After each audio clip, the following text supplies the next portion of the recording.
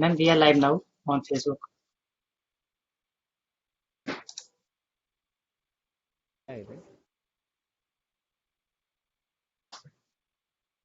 Deepika, you're mute. Deepika, you're on mute. Deepika, you're on mute. Okay, sorry. Good evening, everyone. I'm Deepika Rena, Assistant Professor, School of Art and Architecture, Sushant University. I'll be your moderator for this session. Before starting this session, I would like to introduce our panelists. So, give me a second.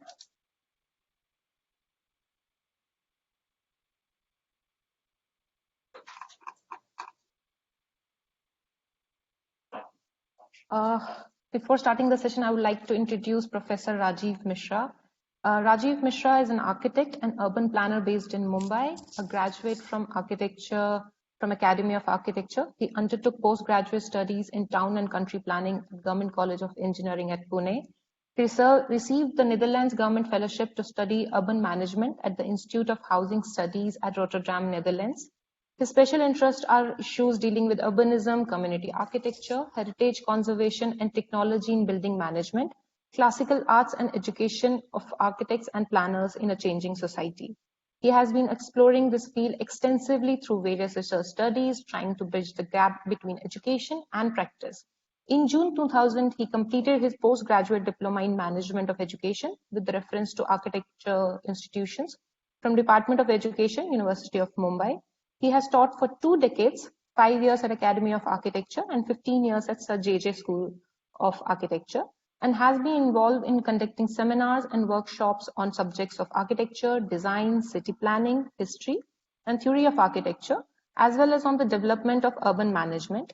He has a professional work experience of 19 years and currently works on existing projects as the director of the Sir J.J. College of Architecture Consultancy Cell. Since 2008, he has been appointed as principal of Sir J.J. College of Architecture and University of Mumbai. Welcome, sir. We have with us Professor Rabindra Vasavda. Professor Rabindra Vasavda, architect, has been involved in practice and academics of architecture since mid-16s with his base in Ahmedabad. He graduated with B.Arch in his first class from MS University of Baroda. In 1965, he was an assistant to Professor Louis I. Khan, where he established his site office at the Indian Institute of Management campus in 1969. After his post-graduation in architecture and planning from Royal Danish Academy of Fine Arts, Copenhagen, Denmark, as a Danida National Scholar in 1964, in 1976, he joined School of Architecture in Ahmedabad as an assistant professor. He has taught there in various capacities as well as in other schools of architecture in India and abroad. He worked in the Lightweight Structures Research Institute, Stuttgart, Germany. He has been a research scholar with American Institute of Studies at Varanasi, Indian National Science Academy, History of Technology Division, New Delhi, German Research Council, Bonn, at the University of Heidelberg, and with the Project for Indian Cultural Studies, Franco-Indian Research, Bombay. His research interest since 1970s has been in historic cities, temple architecture, and water structures with special emphasis on historic construction. He was invited as a visiting professor to teach at the Institute of Construction and Design University in Innsbruck, Austria in 2007. In 2007, he was invited by SEP to formulate and commence a postgraduate program in architectural and settlement conservation, of which he was appointed as a professor and head. He was started a Center of Conservation Studies to work in the field for awareness, advocacy, and consultation. He continued on this position till May 2014, to honor his contract. During this period, he has worked as a PhD advisor and examiner with universities India and abroad. He has been advisor on faculty development programs in many institutions in India, besides being a member on their board of studies and academic council. Welcome, sir. Thank you. We have Professor Manoj Mathur. He will not be able to join us today, but he will join us soon. Professor Manoj Mathur is a professor and former head of the Department of Architecture, School of Planning, Delhi. Professor Mathur has special academic interest in architectural design methods, history of architecture, design for children, industrialized mass housing, conservation of industrial heritage, reforms in architectural education, He's also a trustee of MAN India, which is Modern Asian Architecture Network India chapter. Professor Mathur is also a practicing architect. He has a diverse portfolio of projects in public-oriented architecture, including commercial, education, healthcare, group housing, infrastructure, and entertainment all over India. We have with us Dr. Professor Vibhuti Sachdev. Dr. Sachdev is a dean at SSA and Director Architecture Planning and Design School, Sushant University.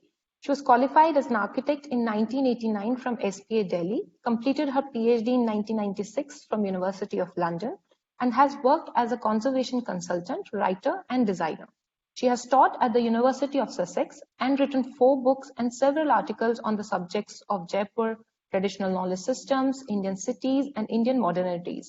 She has worked and written extensively on the city of Jaipur, focusing on its planning, architecture, and craft traditions. Since publishing these books, Dr. Sachdev has been a consultant on the restoration of Jal Mahal in Jaipur, was the design curator for the artworks of its pavilions, and the co-curator of the exhibition Painted Pleasures. Her latest book is on the festivals at the Jaipur court. At Sushant University, she has introduced new programs, various reforms, and innovations in teaching and learning systems in the field of architecture, planning, and design at the undergraduate, postgraduate, and doctoral levels.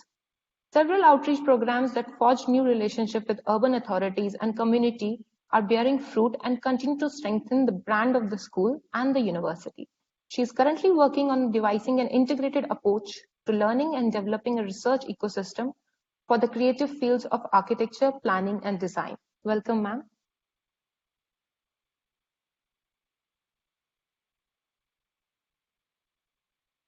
Thank you. Thank you so much, everyone, for joining us, all the attendees, all the panelists. I'll start this session. You all know we have been working on this assessment criteria in Sushant from various years. There have been various various sessions, various talks of how we are assessing people, how we are assessing students, how do we assess an architectural design studio. So this is a part of that conversation which we are going to take forward. The first question I'm going to Professor Mishra. You come from JJ School of Art and Architecture. It is nestled in, an art program. It started as an art school, then it was converted into an architecture school. Then there are various schools which actually nestled in, engineering programs. So do you think that their background, the context of these schools has an impact on their architectural pedagogy and the assessment criteria? Do you think it impacts, or do you think that, the whole architectural program has its own individuality? It is not influenced by these factors. It is just what it is. So how do you think, the whole pedagogy, the whole assessment is influencing because of that context?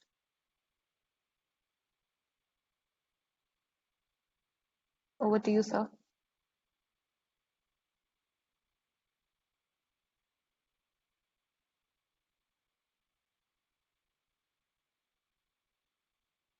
Sir, if you're talking, you're on mute.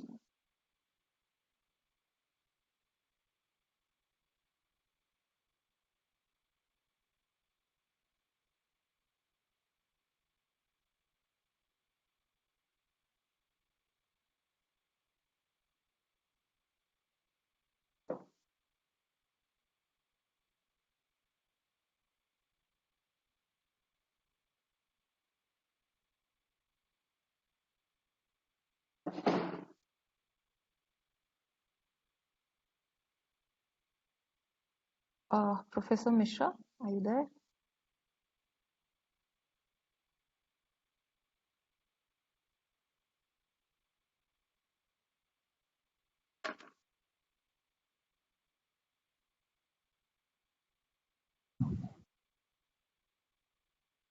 Yes, sir. Sir, did you hear my question or should I repeat it? Yes, sir. I can hear you. Please. Please ask the question again. I was not able to. I was Sure, out sure. of network for 1 minute. Yeah.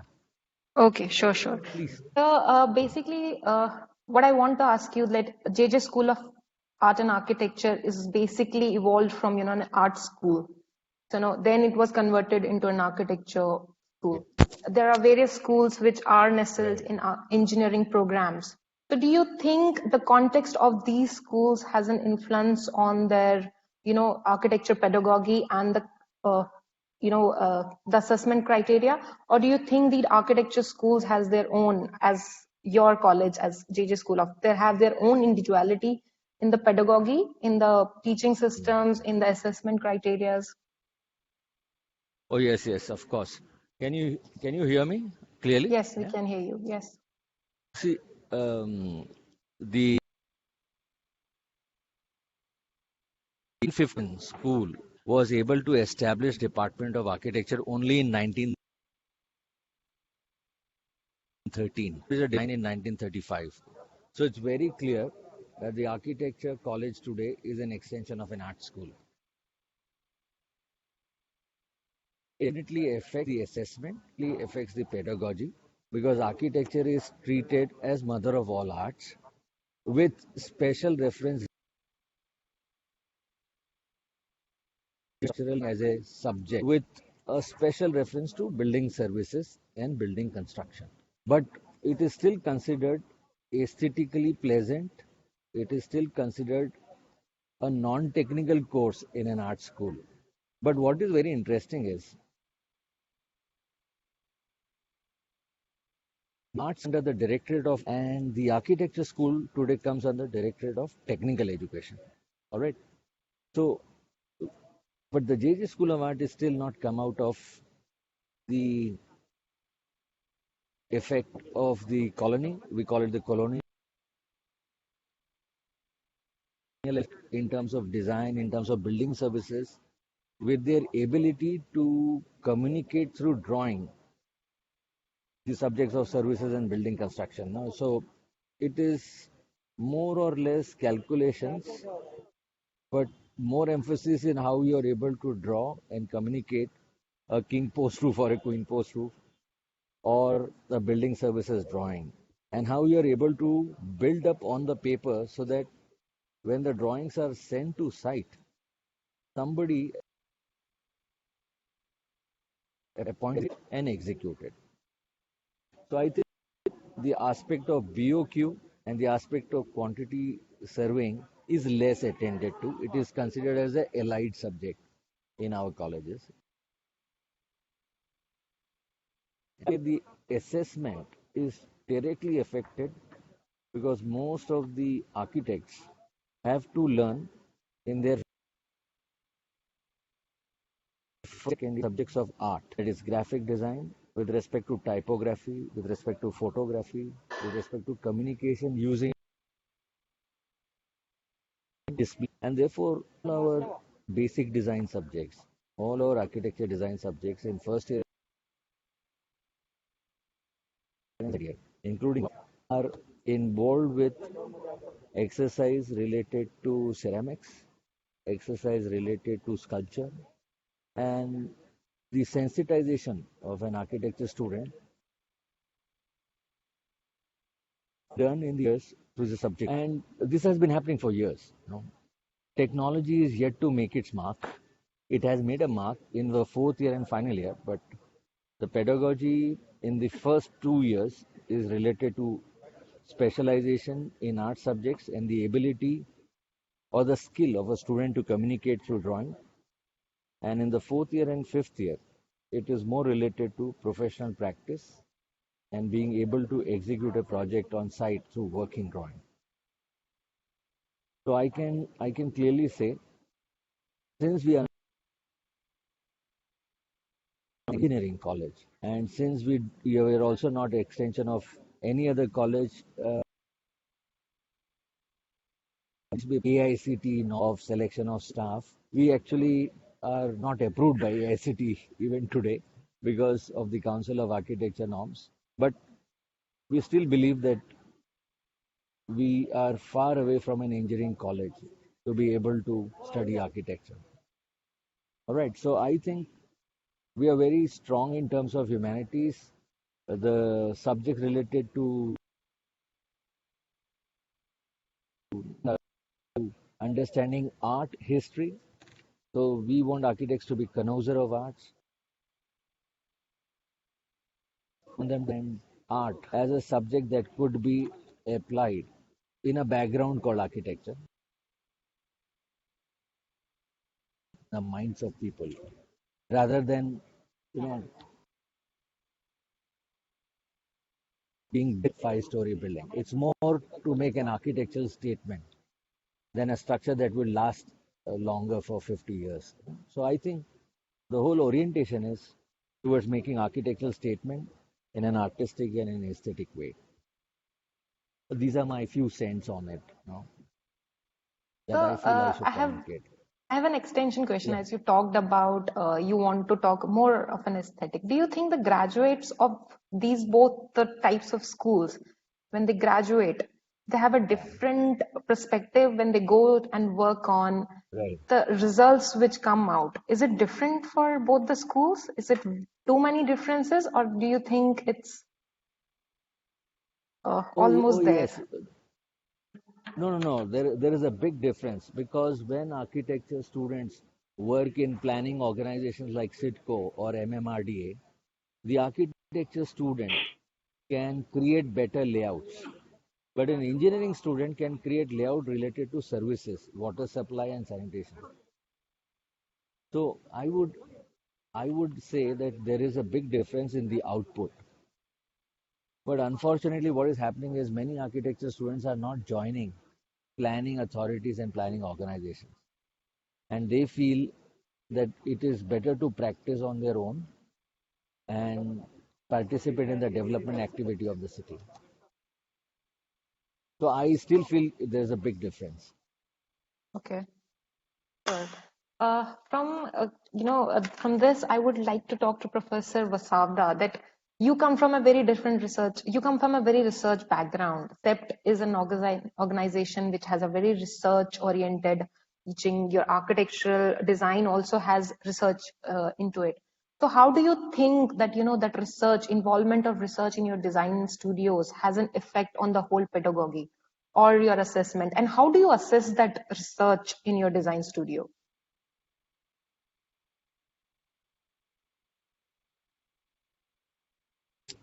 Well, I hope you can hear me, Yeah, we and can see. I hope it is not interrupted because Professor, you know, talk was completely interrupted. I could Yeah. barely listen, but I hope that is not the case with me because otherwise it would be very frustrating. No, sir, you are Uh, quite audible. okay, now I must tell you what I was talking to you about. I think about an hour or so ago. That the School of Architecture started in 1962. And it started as a very different institution in our context because Bernard Cohn, who was to sort of help set up the school, brought with him a syllabus and the entire system of conducting the syllabus from Philadelphia. The entire system of grading, which was introduced, was based on credit system. There was also a system of electives introduced, which was very different from our universities at that time. So it was a very different beginning with which things began. Initially, I will tell you all this because I think in retrospect, this is important to understand because ultimately how the course was conducted is entirely dependent on this. Then within the school, we had, within the coursework, we had three main streams. The technology, architectural design, and humanity. And, these three streams were sort of broken down in the subject. The studio was really conducted based on, actually the studio method, which was essentially what was being followed at that time in Western countries, which many a times was based on what was coming up from, the studio sort of learning situation in Europe. So in studio, the emphasis was, while a problem was introduced, on the the project itself, whatever may be the design project, and then there were sort of components, where you sort of talk about the institution that students are dealing with,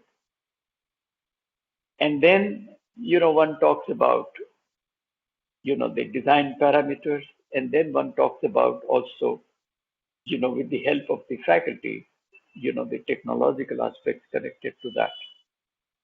So this was the way, this was conducted. Our final year thesis used to be a research work, which was in essence a dissertation, which each student was really supposed to take up as an individual exercise under a guide, and the guide could be either from within the faculty or from, depending on the topics that the students really picked up.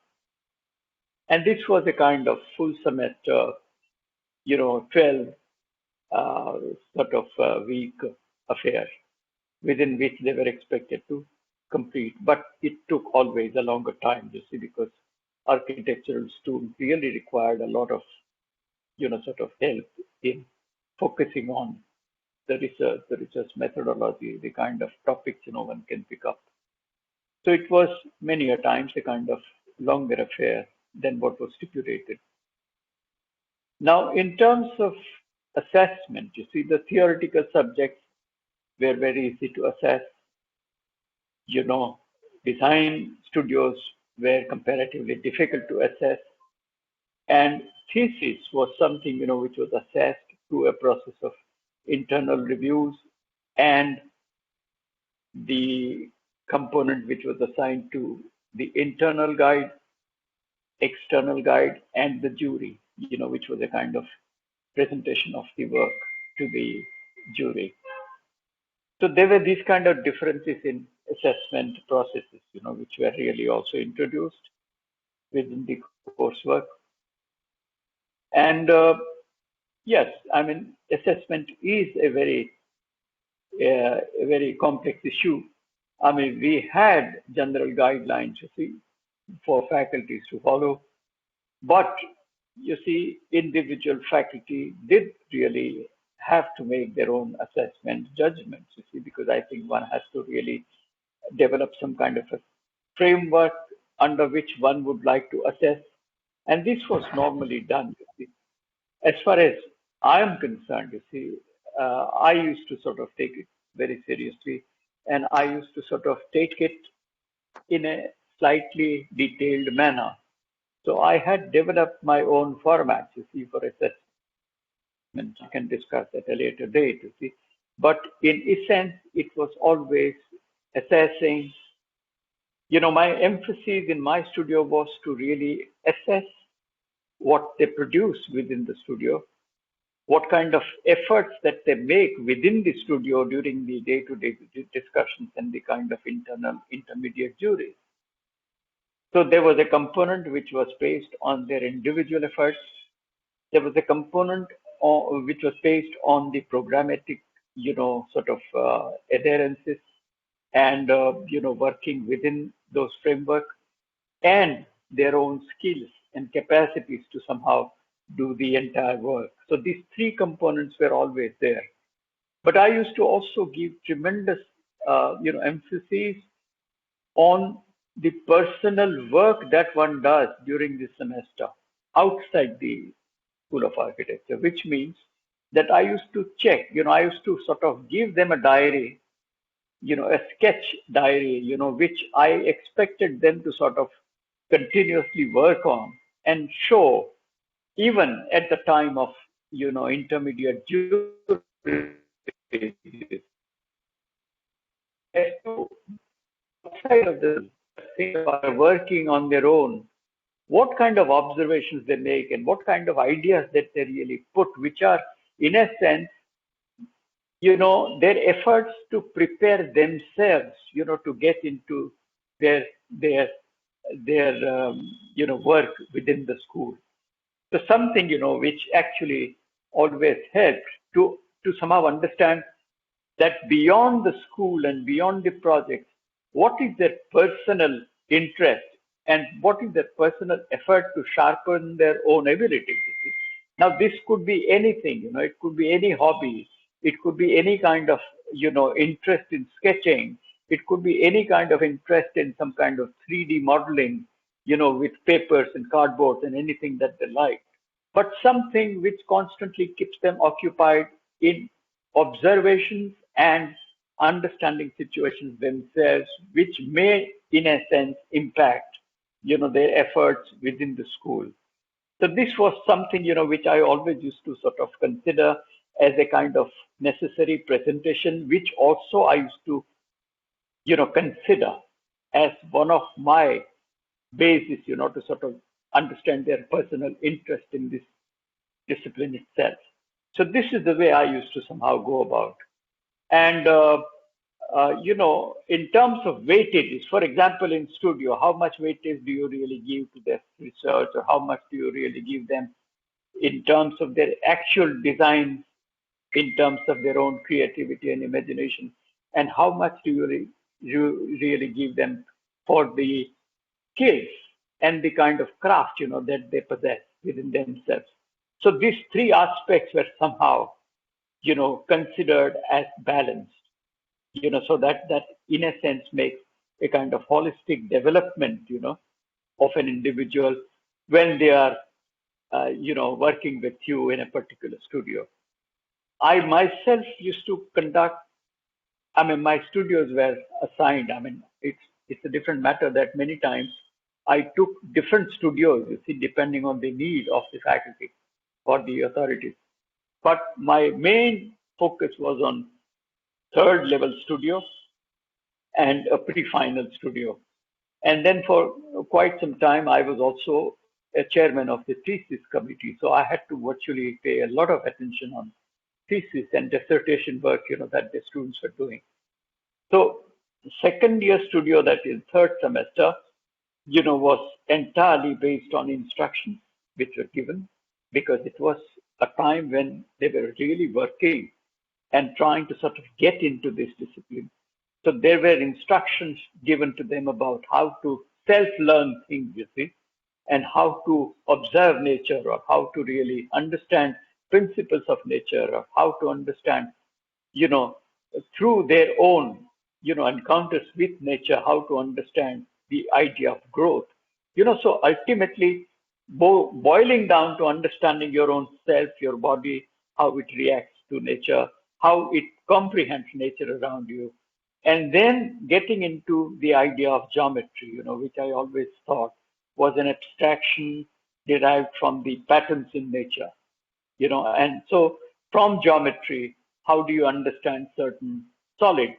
How do you understand certain shapes? How do you understand, certain formations in nature, which were physical nature, which gave you idea about the crystals, So what was basic, you see, in terms of understanding from nature was the thrust in the third level studio.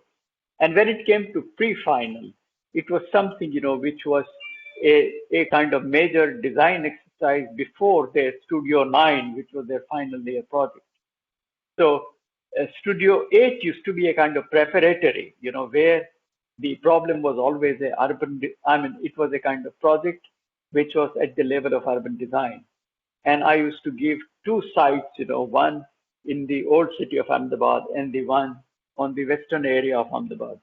So, trying to somehow build in all these complexities and the idea of choices within them. And then, depending on this, you see, one could really develop the entire assessment method. Now, that is how I took it. So I think this gives you some kind of an idea of my involvement and how I looked at the whole issue of sort of follow it up through 16 semesters, and then how you sort of come to the idea of assessment, which was constantly open and transparent, and it was also participatory in the sense that students had to also come up and, assess their own, sort of own work, during the semester.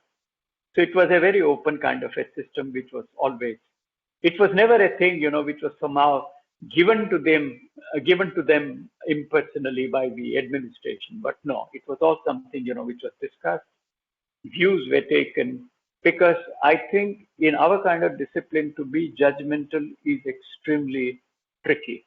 It's also extremely difficult at times, you see, because it's very hard to somehow opine on somebody's idea of creativity and imagination, because every mind has a different kind of approach to these, field or this mental capacities.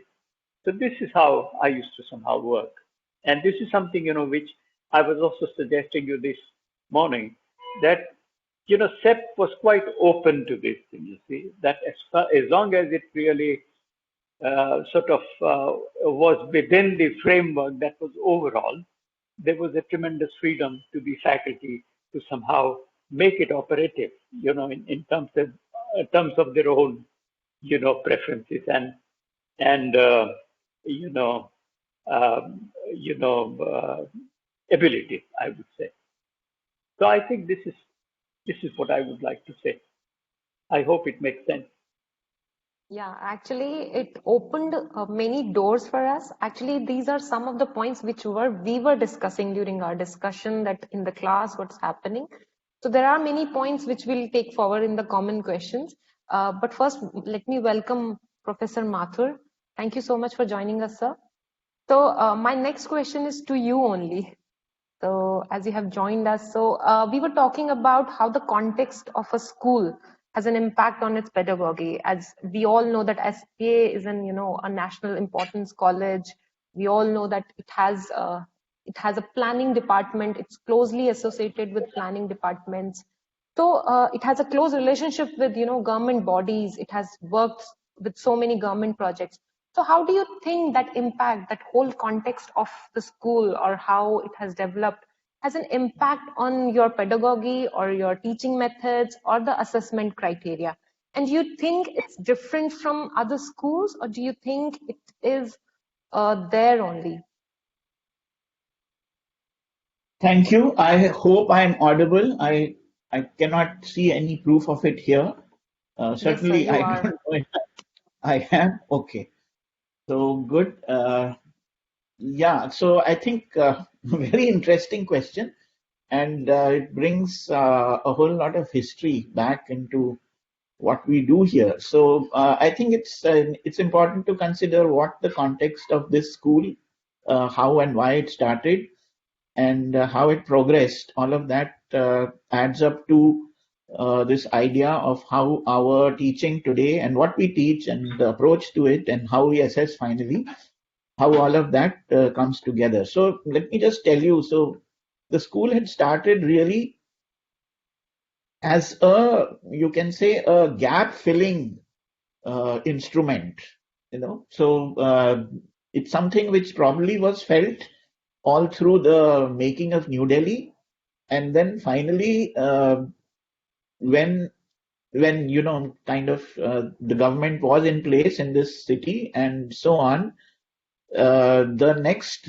exercise of development of this town and of this new place, this new city, uh, and building in it many other things apart from what Lutyens and team had done. It pointed out to a glaring, gap which had, in some ways, JJ had taken care of that in Mumbai or Bombay then, but in Delhi it was not there. So the in the beginning, why this department was started in that Delhi College of Engineering, and under Walter George, who was part of that British, team which was looking at New Delhi, was to actually create architects who could work in the government. Let's be very straightforward. It was to get architects who could work in the government. And going forward, we had the independence, and then this let's say this need or this gap became even more glaring, even wider, and it was even more pressing. So with that being the issue, and it was like we had to feed the government building industry, and the government building industry's next big project to come was the Chandigarh project. And so we were producing architects mainly who could work in things like this. And it was happening all over the country. New townships were coming, the steel plants were happening. Stein, of course, was already in Kolkata, or Calcutta as it was then. And all of these things which were happening, they were all government sponsored. And that's where the shortage of architects was being felt most. So in a way, you can say that our approach, therefore, was always to have people, who could really, they could take the spanner in their hands. I mean, nuts and bolts people who could just get on with the job of producing drawings which could be worked on. So you can say that really always was our main focus area. Quite unlike what Rajiv Mishra said a while earlier, it was certainly not of producing something very artistic, and it was much more. It was like bolstered by the idea that we used to run an evening program for architects, a diploma program where people who were anyway doing working in offices without any formal kind of training could actually formalize their training, get a diploma, and be called an architect too. So and that really colored the way we approach the subject. It was always about nuts and bolts. It's always about how are you going to build this. It was always about where is the pipe going to come out from. And certainly that very favorite cliched critique which anybody who's come through this school will know about is that your toilet doesn't work. So the idea was never about any large concept or any philosophical thinking, or about something which was going to create the architecture of the future. It was always about creating the architecture of the now. So that was always our thrust, and it is, I would say, to this day. Though yes, I mean, I think as the generation which we are, steeped in that same tradition, we are kind of people who have been in that and never got out of it. That is changing. We are getting people from other places who are bringing in their new ideas. They've trained in different ways. So yes, that could very well be changing, and about time too. So we have always produced architects who could just about go anywhere and produce the building that was required to be made. You can put it like that. That was what we always aimed for. Now coming to the question of, I will kind of skip over, what happens in our studio and how we look at this and what and all that. Skipping all of that, coming to the point of assessment, that being the operative word for this meeting that we have. So our way of assessment is actually quite simple. And that is based on, it is formalized now to a certain extent. It hadn't been formalized for the longest time, but I would say about 10 years ago, we made the effort and we have somewhat formalized it. Though I would say, looking at it from Vibhuti's perspective, it is still not formalized enough. It is still much too wishy-washy. I know how she likes to do things. So, but yes, Vibhuti will be getting there, and fast enough, I hope, before I retire. So anyway, so yes, it is formalized now, and it is really about picking up from there. So, it's like learning outcomes have been defined. Okay, in many cases, they don't sound very good, or it doesn't seem to be achieving much. But yes, the learning outcomes of all the courses have been defined, including the architectural design course at every semester level.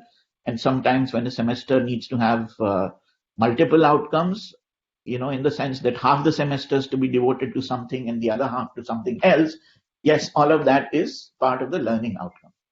So really speaking, the idea is in assessing architecture, apart from the other things which can be assessed on a more objective basis, which you can say are the theory subjects, though I hate the fact that they are theory subjects. In my view, they should all be practical subjects. And we are working on it. So the number of such formal assessments, or you can say what are called examinations, we have tried to reduce over the years. And today where we stand, exactly half of the courses are in the mode of a examination. So we have categorized our courses into two. We have very clearly, we've got courses which are examination courses, and we have courses which are internal courses. So the categories are IE and IO. So the IO courses are the internal only courses, and the IE are internal plus examination courses. And we have been trying to bring down the number of IE courses as far as possible. So that being the case, more and more we are relying on what students produce during the semester as part of their coursework, whatever they produce, which in a way just makes it very, very clear that the focus is on achieving the outcome.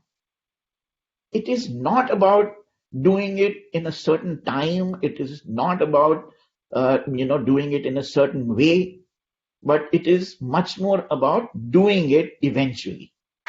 So yes, we have schedules, we have submission schedules, we have deadlines, we have penalty for coming late, and all of that. All of those things are there, but eventually there is, I would say, a lot of leniency, and in the end, the focus always is that at the end of it all, has the student learned what they were supposed to learn?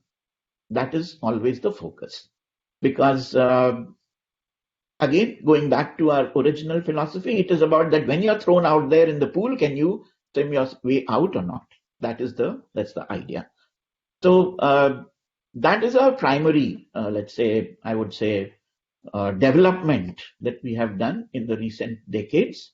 The other one we have done is introducing choice-based courses. So there are more electives now, a lot more electives now. In fact, electives start from the third semester itself. And even in the first two semesters, we have very few courses which are prescriptive in the sense of this is what is to be done and this is the way to do it. That's now reduced quite a lot. Always being that at the end of it, what are the students supposed to learn? And I think that is fairly good because it opens the door for many different ideas at one time. You are, of course, much bigger than us, but I think we are still amongst the largest schools anywhere in this country. And that means that our field is very big. Our field is very big. We have to cater to all kinds of students from all kinds of backgrounds, from all the states, from all socioeconomic strata. And they have language difficulties. They have all kinds of, problems. They have problems in just living in this city. So with that in mind, it requires a very kind of an open, pluralistic way of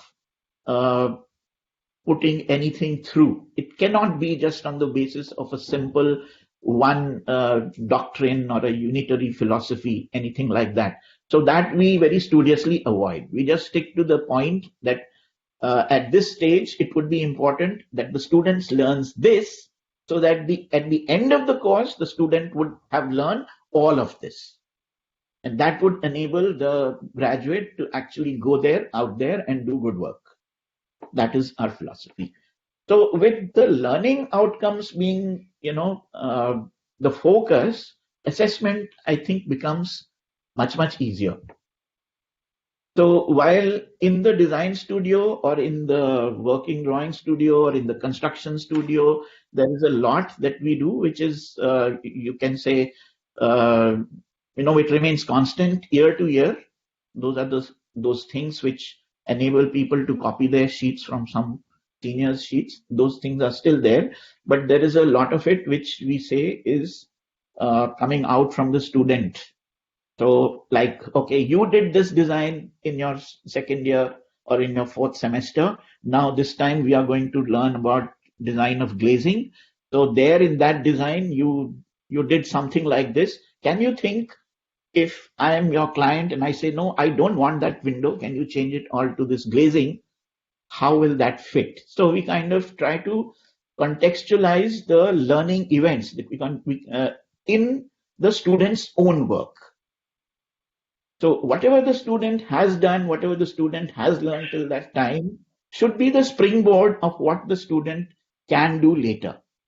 So maybe the student hasn't learned enough, in which case the student requires some extra coaching and guiding. So if we keep that, or rather I would say when we keep that as our point of departure, it helps, in a slightly differentiated input given to each student. So some students will require less, some students will require more. And when we take that into account as to what the student has actually done in the previous semester, not simply the fact that the student has passed the previous semester, but we actually look at what you did in the previous semester. When that becomes the context for starting to teach something new, that is a great help to the student. And finally, regardless of whatever we might say about the design, whatever criticism it might get, we may have differing views. There might be, right royal arguments between the faculty and the student. There might be arguments amongst the faculty about the values of design. The whole point ultimately boils down to this is what the student was supposed to have learned. So it's never the quality of the product which is the basis of assessment. It is always the, you can say, the completeness of the effort that, gives the students the mark. So sometimes you might come across somebody who said that, oh, they got fantastic marks in this subject. And then you might look at the work and say, oh, but this doesn't make sense at all. So sometimes it can appear to be a contradiction, but then if we are saying that in producing what you did you go through all the things that we asked you to do? In the end, if it did not lead to a result, no problem. This is what was possible in this time and you did all of that. So just to give an analogy, it's like, how would you assess a doctor? So would you assess the doctor only by what happens to the patient? If the patient appears to have been cured, in a trice, then you give that doctor high marks. But what happens if perchance the patient dies? Would you say the doctor failed? You don't do that. So you don't assess the doctor on the outcome of the medicine or the treatment the doctor gave.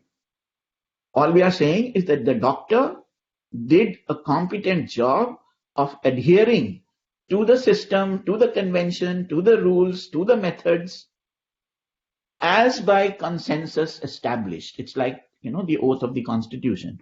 So here we are saying that the architects do have a constitutional oath that they have to do things by these, you can say, the standards as by consensus established, or as by the council established, or as by whatever established, which we try to convey to the student. And as long as we feel, as long as we can see the student has demonstrated that the student has adhered to them, we are good with it. So that's I think how I can encapsulate our philosophy of assessment. Okay, thank Thank you, sir, for your view. I'm coming to Dr. Vibhuti Sachdev. We have heard all three of them. The context is very important. Same as when we talk about Sushant College, Sushant School of Art and Architecture. Coming from a background of, scaling it from 40 to 160, then taking the legacy, establishing itself as one of the best architecture institutes in the country, then the diversity, which Professor Mathur was talking about, then the size, then the legacy of these features. Do you think these all, these are actually a constraints or in your pedagogy, or do you think it's a positive point, or how do you evolve your pedagogy around it? And how do you think the assessment criteria is affecting these things?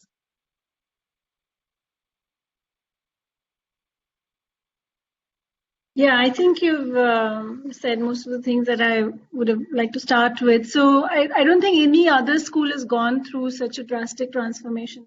Tant has, it began in 1989 with a very, very strong sense of a personality-led school where Professor Rana was the person around which everything revolved, and people very fondly remember that, Professor Rana walking into the studio and saying, ye kya kar raha hai, and all that, like the, conversations one had, and he knew everybody personally and their backgrounds, their families and everything, and so it was a very, very different in terms of number, in terms of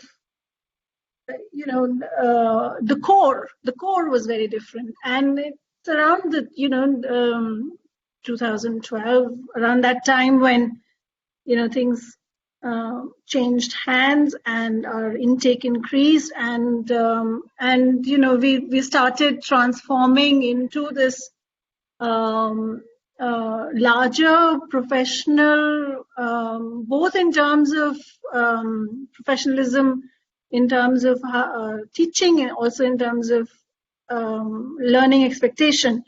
And of course, we're now 160 intake, so the size has increased. Also, where we are situated is very interesting, because it's almost as if having no parent culture. Gurgaon is a kind of a, it's made up of communities who have come together through work.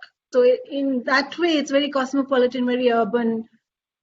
These are not traditional communities. There is a kind of an old Gurgaon, but this is what we cater for, and it's in Delhi NCR. It's private. That is again very important in the sense that we have to work with very high level of accountability. Not saying that SP doesn't have, or other colleges don't have accountability, but the pressures are different, I think, of trying to run it professionally. And when I joined Sushant in 2015, I was struck by the fact that architecture, the way it was taught, was almost the same as how I was taught.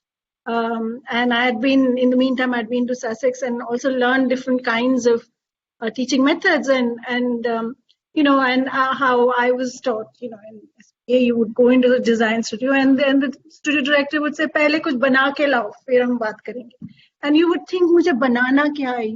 I have no idea what am I expected to do." So, architecture design, which was, in a way quite complex and quite enjoyable, I have to say that, it was almost an occult science, and there was no transparency.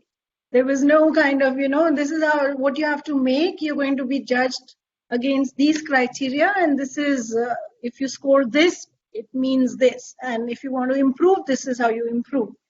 So there was a complete, total, lack of that transparency, as Manoj also had said just now. There was no openness in terms of, how do you do it? I mean, how do you do design? And, there was a strong sense, and, those of us who were, taught in the 80s, there was a strong sense that, design is something that is a direct download from God somehow. It just comes to you. And you wait and wait and wait and wait, and then you will get a moment of inspiration, and you You'll run to your drawing board and, note the idea. And if you don't catch it, it's gone.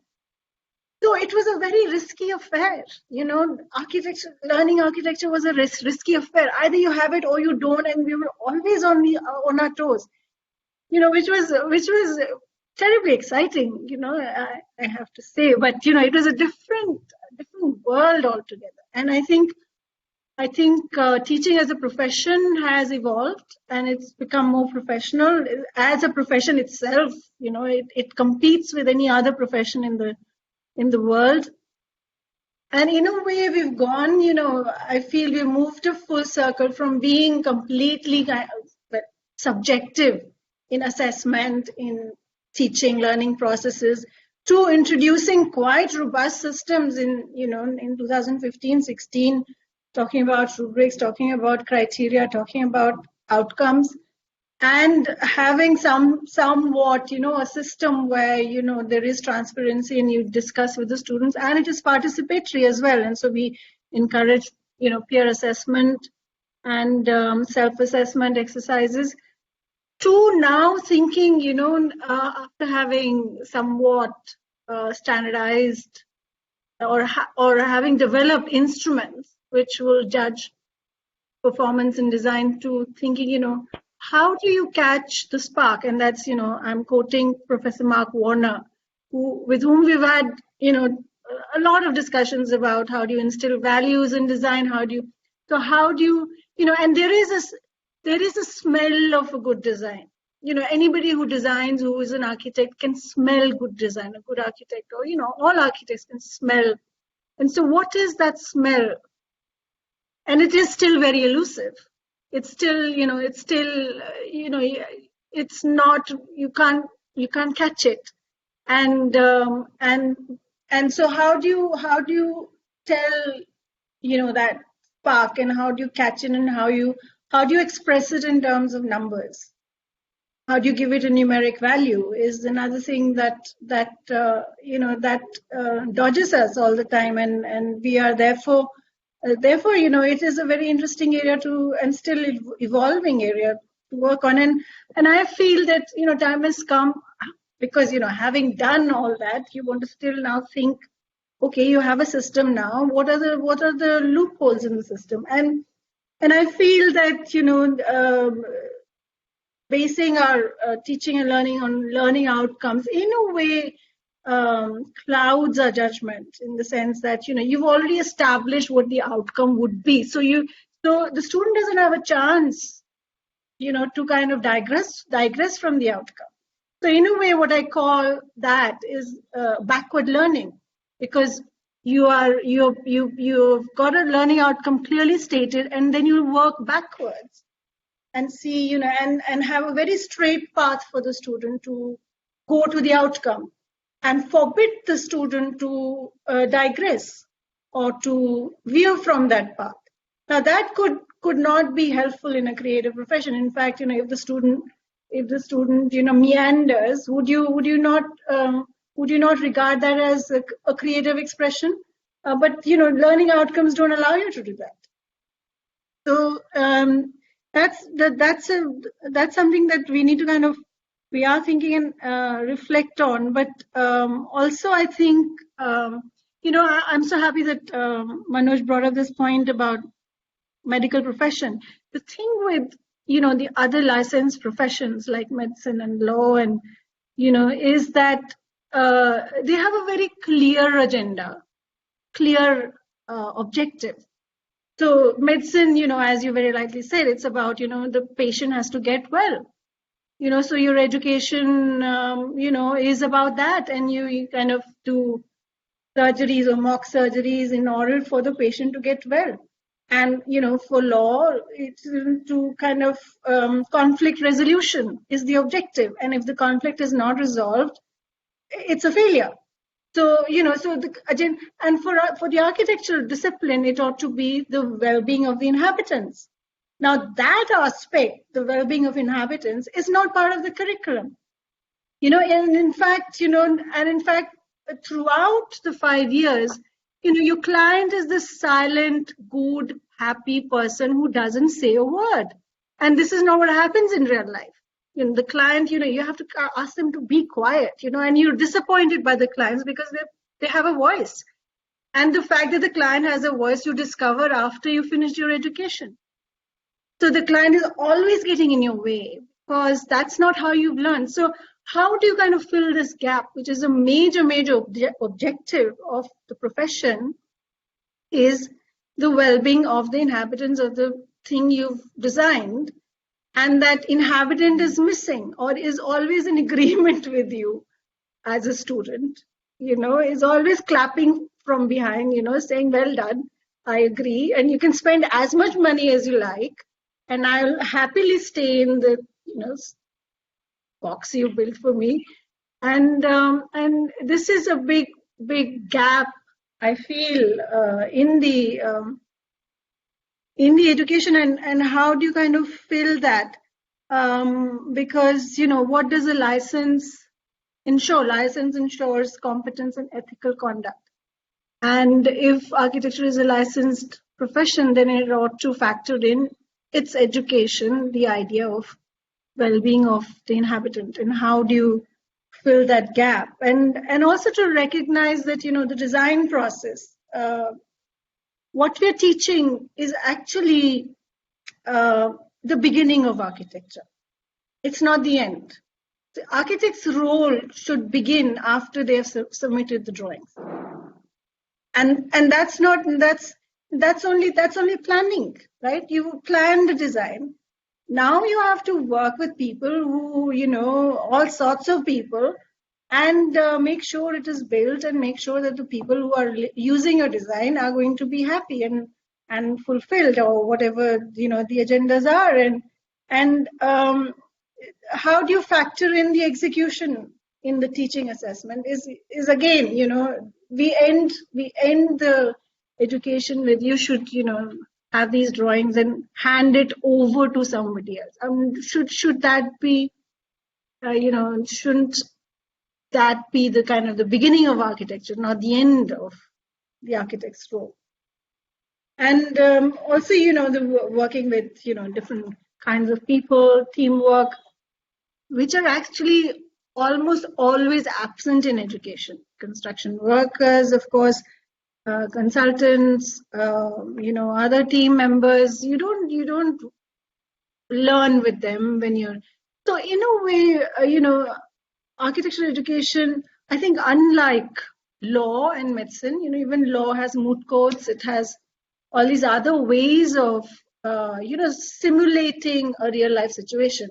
Architectural education is very artificial in the sense it's almost like a cocoon, a bubble, and then when you come out in the world, it's a completely different ball game, because you start hearing all these voices other than your teacher who will interfere and comment and pull your design, put it upside down, and so how do we kind of fill those gaps is what we will be deliberating on in the next 2 days, of course, and also with everybody else in the institute. Yeah. So taking the conversation forward, as ma'am told that Professor Mark also talked about, that spark. This is a question which I'm putting to all the panelists. That how are you dealing with that, the subjective aspects of architecture or design studios, that spark, that risk-taking, that creativity? How do you quantify that? How are we actually working on it? Like Dr. Vibhuti talked about that, how everything, it's not about paper, it's also about the other things. Even Professor Vasavda talked about what students do extra from the studios, that how they are doing it. We actually want to know that how do we quantify that?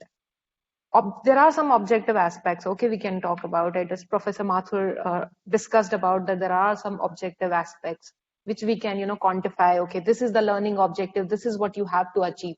But during that achievement, that learning objective, during that journey, we are achieving some small milestones. How do you, quantify that small milestones with it?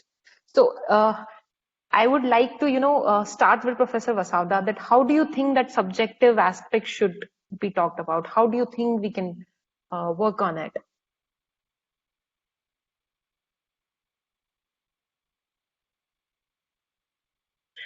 This is a difficult question. And the way I do it is something, where I put myself in that situation to understand.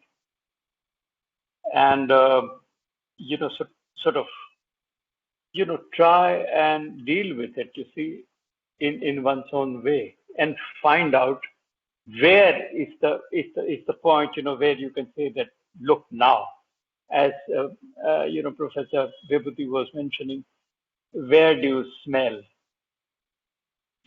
How do you smell something, that is really, which is really happening, So it's a very difficult sort of question in terms of quantifying this. But I think with your senses and with your own experiences in dealing with these kind of situations yourself, I think you come to some kind of intuitive sense, where you can really understand that, yes, this is where I think things are going to gel. I mean, we call it has to gel. So this is something, which I would be able to somehow say, but I think it's a very difficult area of work, when you're working with the students. But I think it is something which certainly you can sense. And this is also where you see your minds meet, with the students. And I think that's when I think both the parties would sense, that yes, there is a kind of, a meaning in what one is trying to, sort of do. I don't know whether it is something which conveys, but I think it is the way I would really look at it, Yeah, sure. Professor Mathur, when you talked very objectively that this is the objectives. You define clear objectives. These are learning objectives, and then you talk about it. What do you think about that subjective aspects which come in between? How do you think should be cut? Do you think it should be quantified? The first question, and then if you think yes, then how should we, go about it?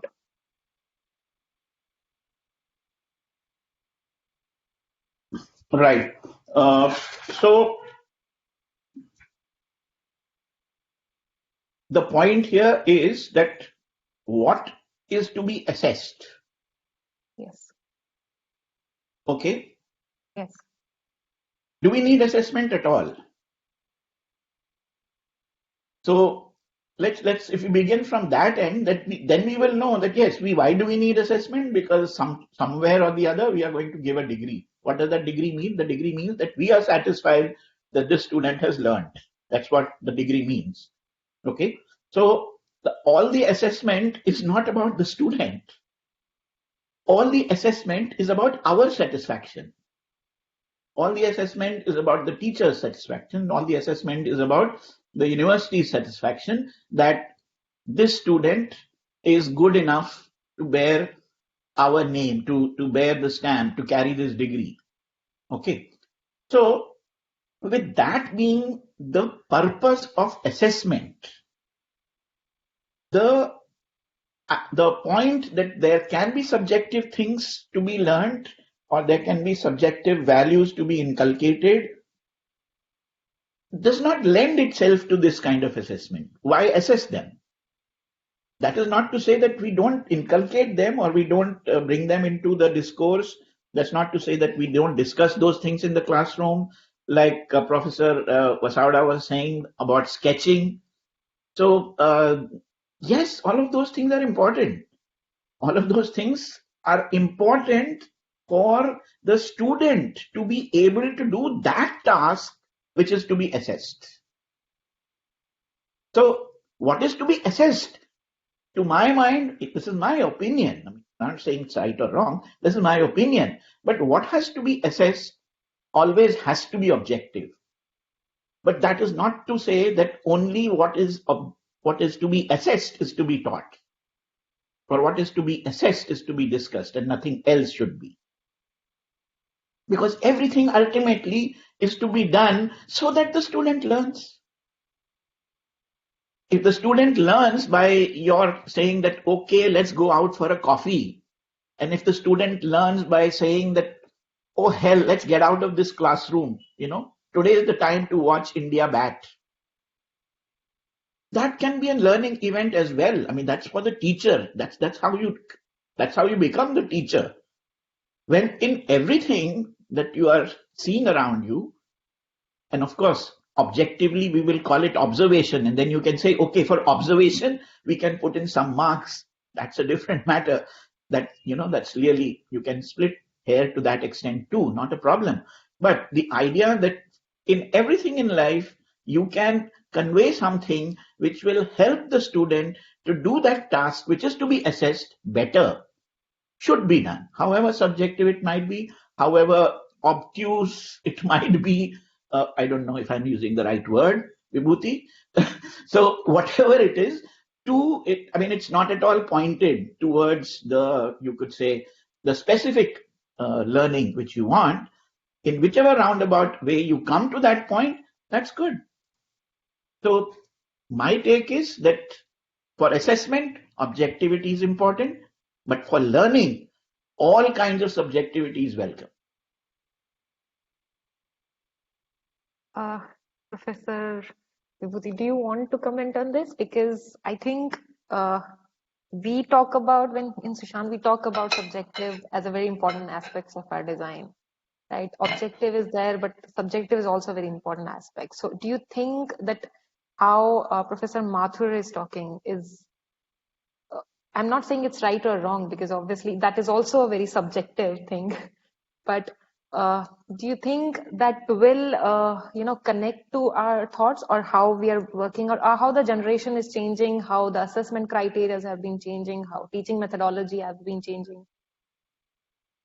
You're on mute, ma'am. I think Professor Mathur raised a good point that not everything that is taught needs assessing. But whatever is assessed ought to be taught. But if you're preparing an athlete for a race, and you are saying, actually, why don't you do meditation for an hour a day? Now that need not be assessed, but it will clearly, probably you're saying that because it will affect his mental well-being, which will also affect the race. But the event, the race is assessed by how quickly he runs, not how good his meditation technique was. So I think we're talking about a kind of a really a liberal environment where our sense of the outcome is so sharp that we can actually have these formative assignments within it, which we think will contribute, towards student doing better at what they're doing, making them better architect. But I'm afraid we don't have that clarity of what the outcome really is. Half the time when we're saying, we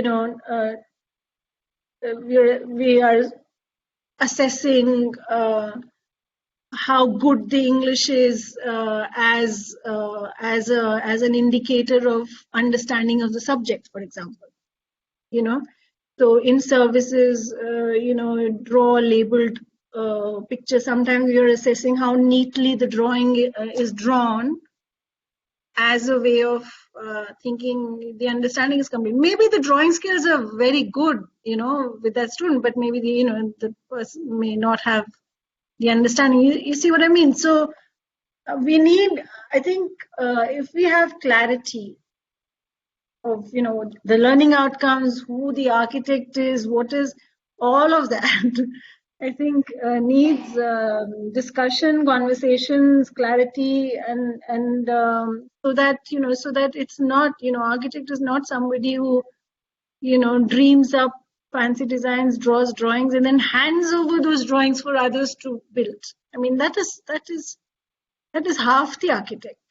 It is not a full architect, and we are teaching half architects. And how do you kind of bridge that gap is something that is preoccupying our minds, especially when we saw, it was a very stark reality. I mean, that there's thousands of people who are connected to the building industry on the road, and these are we should have been there with them because that they are part of our profession. Why didn't we feel we are them? So anyway, I mean that's a different topic, but Right. we need to be kind of more inclusive and more clear as to what we are teaching. Exactly. So next 2 days more, we are going to deliberate on the methods, how we are talking. Then we are talking about the larger aspects, architecture in a university preview, that how it behaves, how university behaves with the creative. And so next 3 days, we are going to deliberate on that. So we have a question from a attendee. So she says actually how to assess group work and presentation. How should we actually do it? Because obviously there are various people which are involved in that. How should we go about it? Professor Vasavda, do you want to take that question? Well, first and foremost, as far as studio learning is concerned, studio is concerned, we normally never have group work. We never encourage group work in studios. And that is because, you see, whatever information is to be handed over to the students have to be completely prepared by the faculty. Sometimes I've seen, even in our own schools, we have seen that when, for example, they do housing surveys, you see, now these kind of things are done by groups. So I have seen, it's a very difficult issue, you see, because 2 is a company and 3 is a crowd. So the moment the number increases, the floaters also increase, you see, because there are always people who are going to work and there are always people, who are not going to work, but they still survive within the group, because they also know that how group work is going to be graded is something, which is very, very elusive. So I don't think I'll be able to talk much about this, but in my view, it actually is quite difficult to grade the kind of groups, for any kind of output that they do.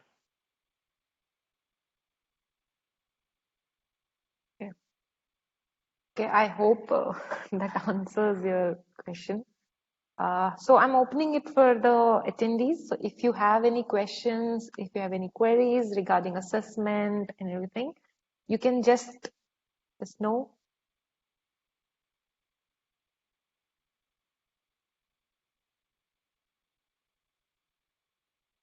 I don't think we have too many questions. So either it's too much clear or it's too much confusing. Or not really interested.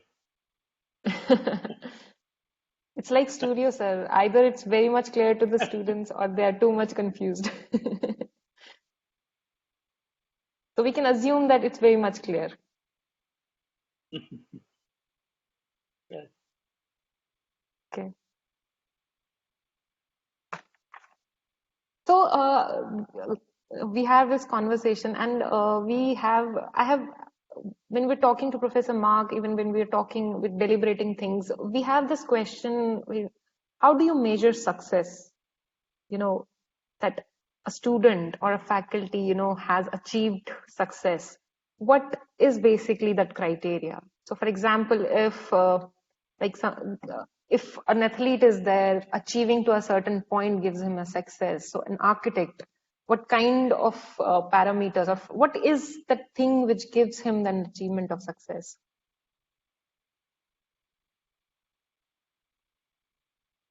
So Professor Sajdev, do you want to take that?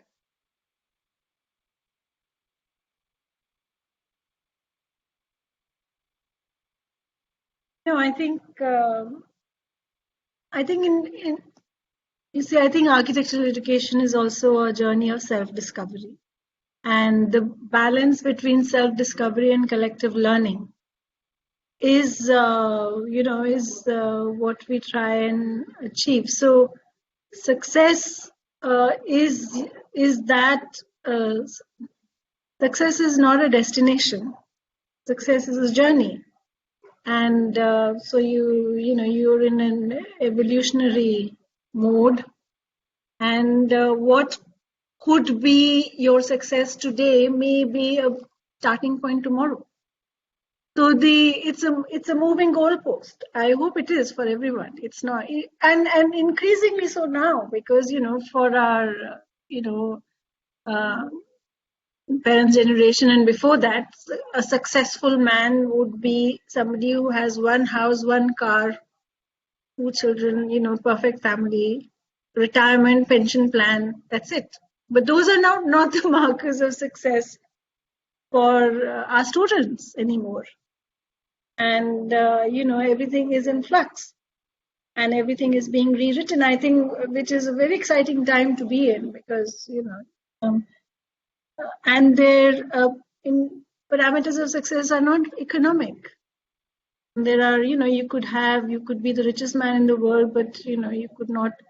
You also need well-being. You need good health. You need all emotional support, emotional intelligence, all of that. So I think it's really a redundant word, and I think also we need to question competitiveness,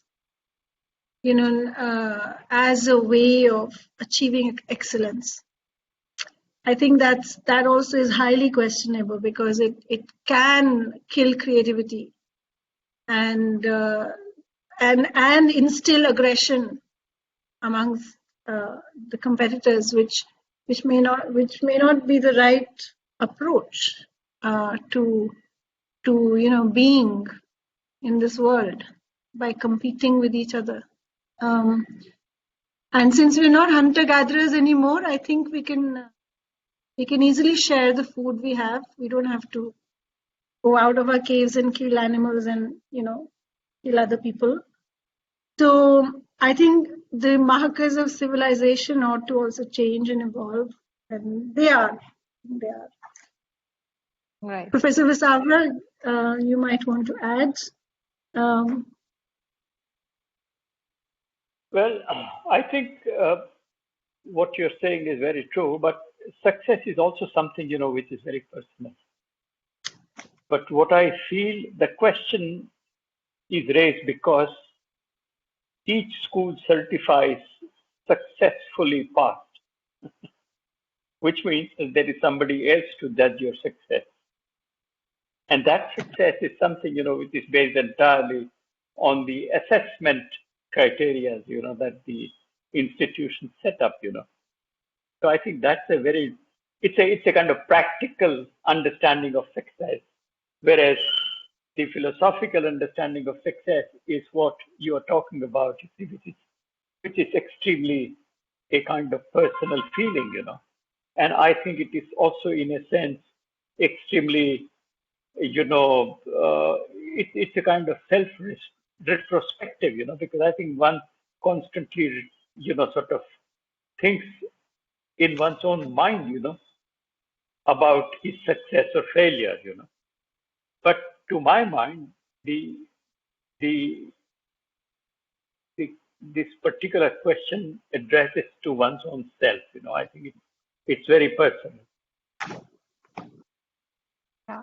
So we have one more question. It actually says one of the greatest challenge in assessment based on rubrics. The dilemma is some rubrics are written with work deliverables and some are written based on learning outcomes. Whether the students have captured the gist of the course. And many a times learning outcome based rubrics doesn't lead to the drawing deliverables. Would we say that the student doesn't know the segment of architecture? What should be the assessed rigorously, the production of drawing values or learning outcomes? Or should it be marked on a ratio?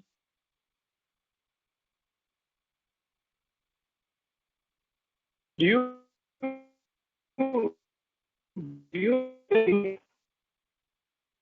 in assessment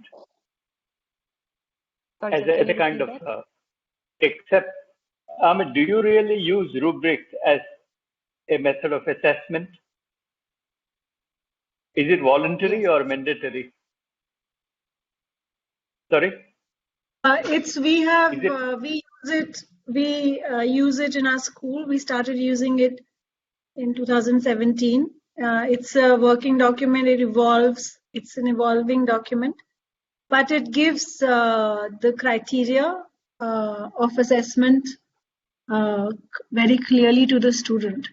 So that is the key rubric that we use for assessment. Yeah, it's not mandatory. We use it in our school in order to make the whole process transparent and to the students and participatory. Mhm. Did I answer? Was that the question? Yes, I was trying to understand whether you really use rubrics as one of the methods of assessment. So what we do is we make we have the grades, and then we have assessment criteria against those grades and the indicators of each mark or grade, and then we have a little kind of descriptor of that. So that is how we kind of justify, if you like, the marks we give and explain to the student. And the rubric and the assessment criteria is part of the lesson plan that is given to the student before we begin teaching. So that, so that is clear that, this is the journey, this is what the plan is. And of course, as I said, it's an evolving document. It's not, each year we go back to the rubrics we make to see if it still fits or tinker with the words. So it's yes. So what's your thought behind that question? Well, I always thought that keeping the overall framework for assessment, you see, where one really puts down certain values, when it comes to different subjects, it would be up to the faculty to really break it down in terms of his own, points for assessment. And that would be, in a sense, something, which the faculty would sort of, express as his Yes. or her own understanding Yeah. with relation to the kind of emphasis that he really puts into the studio or any learning situation. So I think it is something, which also is in essence left to the faculty's own, considerations as he conducts the entire thing. Whereas, Yes, I've seen these rubrics, which actually makes it like a very standardized kind of a framework. And this is something, which each and every one will have to somehow follow, irrespective of the kind of emphasis that he or she would like to somehow, put forth. Mm-hmm. No, I totally agree with you. I mean, this is the conversation we were having this morning that, how standardization actually kills creativity, and it's inexpensive to standardize. Having said that, I think from where we were 4-5 years ago, where we didn't have any system, we didn't have lesson plans, we didn't have any system, to the point where we are now in a position to design our own rubric is I think a sign of some progress, because of course it's got to it's down to the individual faculty, but within a larger system. Bear in mind we've got 160 students and 50 faculty, so, and they're not all coming from the same training or the same background or same, and of course, architecture is a diverse in its expression, and so that is the hope, though, that having internalized the fact that you are expecting some outcomes and there is a journey, and then the outcomes are expressed in certain deliverables, that the rubric will be used to grade those deliverables, and then you could personalize the rubric, not just to, in fact, I mean, that would be a very highly evolved thing to do. Personalize the rubric to the student, not to the learning outcome. You see, I mean, a student has his or her own strength. So the rubric ought to be not about the teacher, but about the student, as Professor Mathur was also saying, that these systems are for the teacher, not for the student. So how do you make highly personalized, customizable rubric for the student, yet be part of the larger system? Something that Ayurveda does very well. Mm-hmm. No, that is true. But I think it also is, in a sense, a kind of necessity when the number of students really is much more. Because I think in our kind of discipline, this is also something, which is a bothersome thing, because I think at best, I think one faculty could really handle 10 or 12. And I think in our kind of discipline, personal, interaction and exchange is extremely important, which means it is virtually, like you were mentioning in the beginning, that the school had a kind of personal rapport with everybody, I mean, that really helps. But now I think in changing situation, this is something, which is becoming very difficult. And I think in that sense, you do need something, which in a sense, to some extent, standardizes processes and to some extent also gives leeway to the faculty. Because learning also is something, which has to be comprehended by this learner himself, because what is learning for him is also, in a sense, extremely dependent on the mental capacity and mental faculties. So I think what one learns is something, which would be very important for him or her. But it could also be something very different for the other, so I think it is a very, very complex issue, and I think at that level, if you could somehow, sort of establish some kind of a, resonance with the different minds, then I think there is a kind of sense of objectivity which really comes, because then you could virtually understand what learning is all about, Yeah, and then there is an addition. There's an addition question with that. There are some government bodies like NAC, which has an emphasis on the learning outcomes. They have this emphasis that the whole course should be, along with the learning outcomes. So how to balance this thing that the government bodies which are asking a certain thing, and then as a creative field, you want to do a certain thing. So how do you balance these both situations?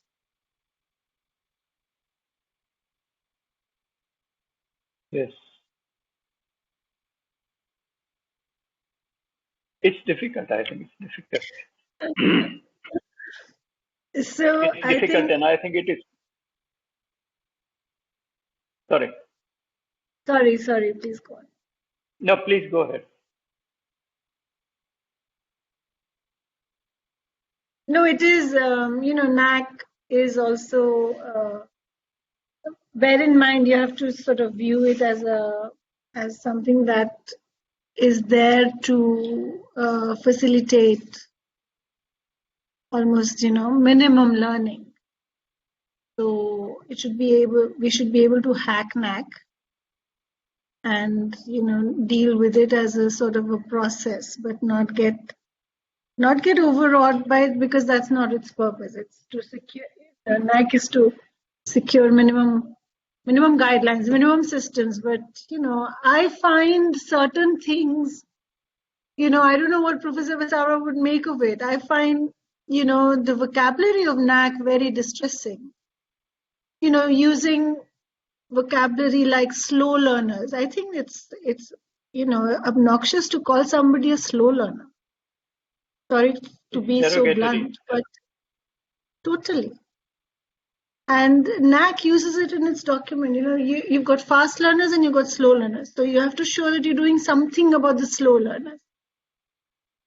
I mean, slow learning could be an asset to certain disciplines, like slow cooking is,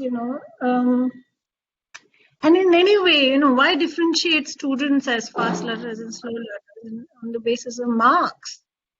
I mean, that's really ruining their confidence forever. So we're taking the last question. So we'll be taking a last question. Sorry. Sure, sir. Please. No, I would just, you see, in reality, you see, the whole idea of judging somebody and finding mistakes, to cut the grade is extremely negative. You see, there are, and all these government documents, in my view, we should never even look at it.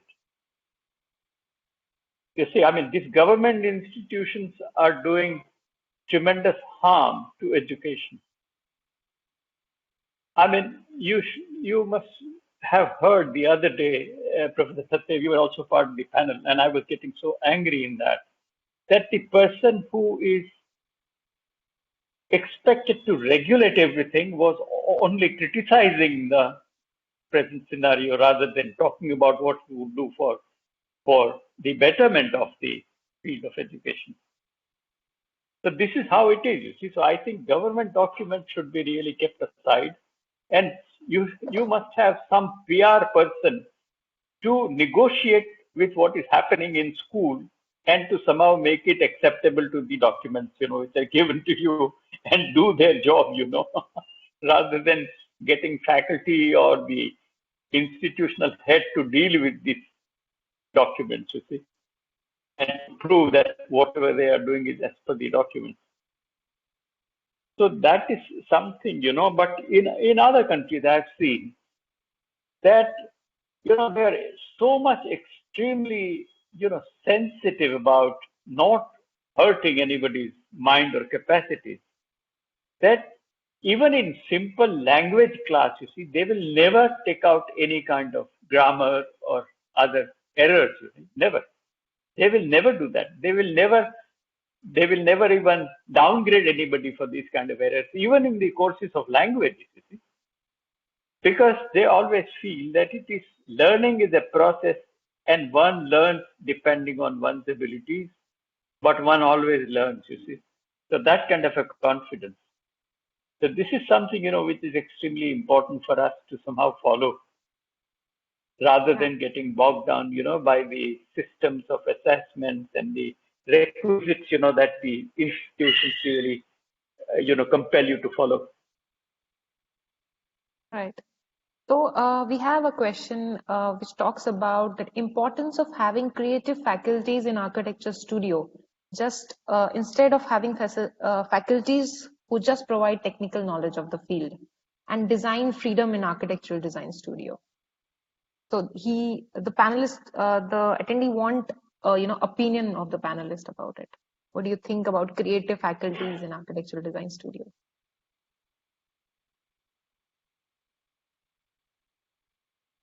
May I ask why this question?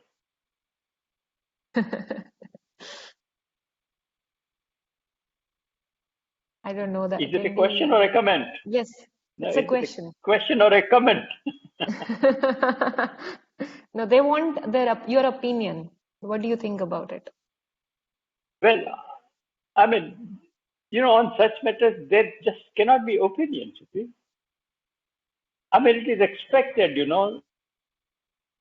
that the first will be there, or at the most, if the problems or the design issues demand, there will be a kind of balance.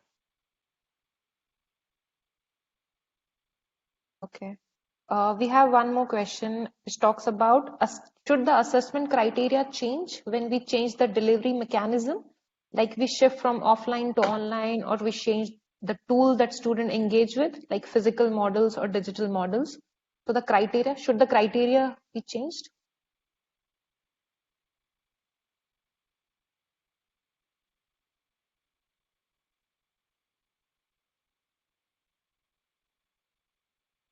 So, Professor Vasavra, you and I are the only survivors in this discussion. So please, as a host, I would request you to respond, and then I could. Oh, I mean, the others have left, huh? I see. Okay. No, I don't mind. But could you once again state the question? Sure. Should the assessment criteria change when we change the delivery mechanism? Like we shift from offline to online, or we change the tool that engage with students, like physical models or digital models? I mean, these are two different questions, you see. Yeah.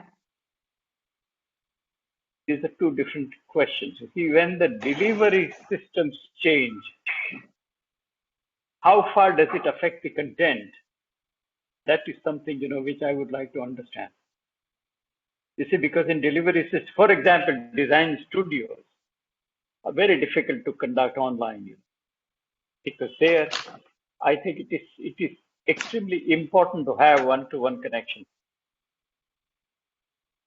Because this, presentation and other things, you see, via virtual media is difficult to somehow many times coordinate and understand, you see. So that is something, which is a problem for my mind. The second one is the assessment between the handmade and the digital. Now, digital also requires tremendous amount of creativity.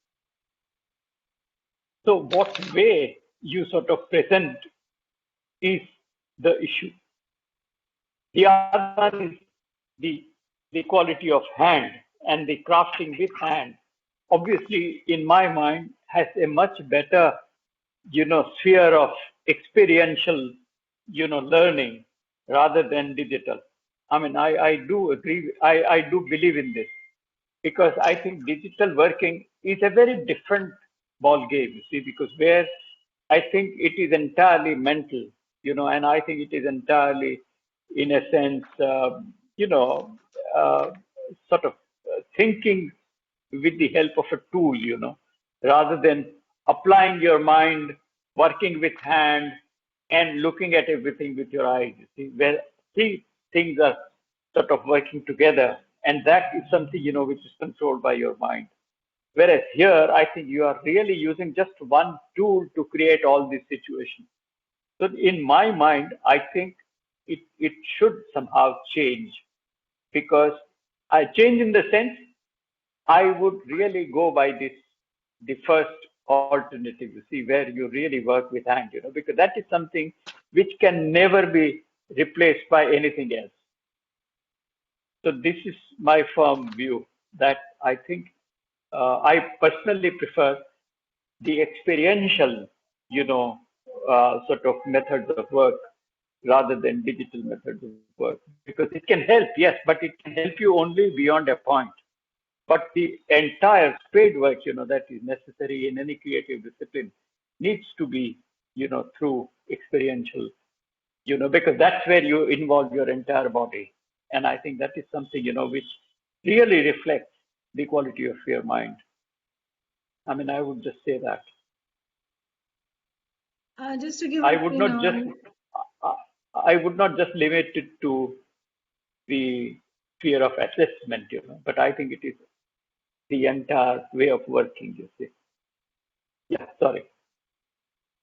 Yeah, I mean, I think the digital enthusiasts would think, on the contrary, that the fact that you're designing for somebody else and the fact that you're using digital tools, the assessment of it online is truer to the tools that you're using to design.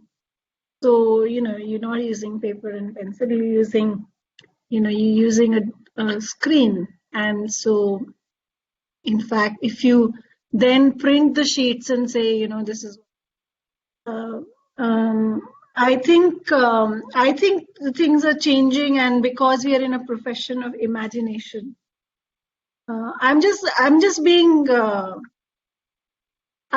a counterpoint.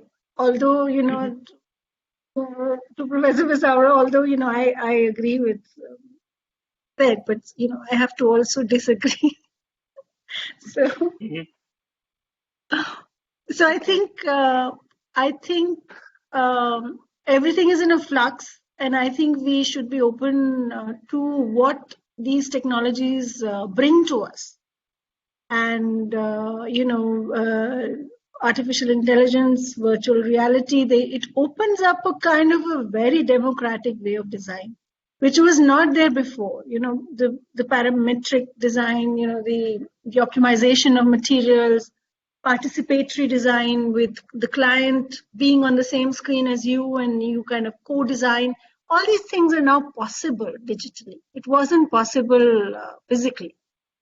So in a way, we should be open to the fruits of all the new technology has, to offer us, and of course, as you would say, Professor Visaru, not be enslaved by it, but tame it, and to use it to our to whatever we want to achieve.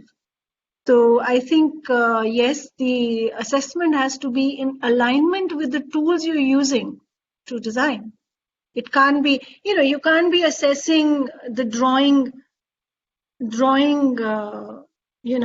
expertise, competence on paper if you're drawing on AutoCAD. Of course not. So you're going to assess it according to the tools you've used to make it. So, but I feel that these are nascent fields, these are growing fields, and we are just swimming blindly in it at the moment. For example, none of us are taught how to navigate the internet, how to navigate the digital world. None of us are taught how to Google search, for example.